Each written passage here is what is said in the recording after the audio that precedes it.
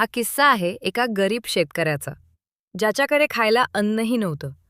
पण एक दिवस स्वामी समर्थ स्वतः त्याच्या स्वप्नात आले आणि दुसऱ्या दिवशी जे घडलं ते संपूर्ण गावाला आश्चर्यचकित करून गेलं. महाराष्ट्रातील एका छोट्या गावात रामू नावाचा गरीब शेतकरी राहत होता.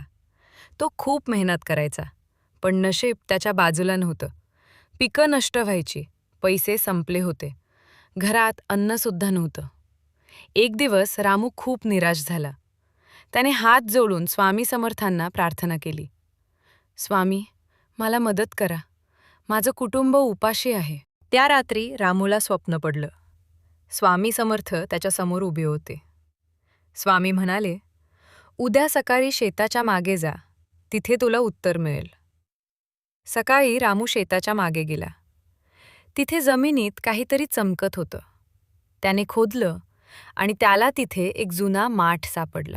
त्या माठात सोन्याची नाणी होती. रामूचे डोळे पाण्याने भरले. त्याला कळलं, ही स्वामी समर्थांची कृपा होती.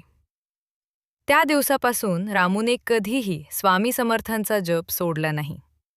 आणि आजही त्या गावात लोक म्हणतात, जो स्वामींवर विश्वास ठेवतो त्याला स्वामी कधीही सोडत नाहीत.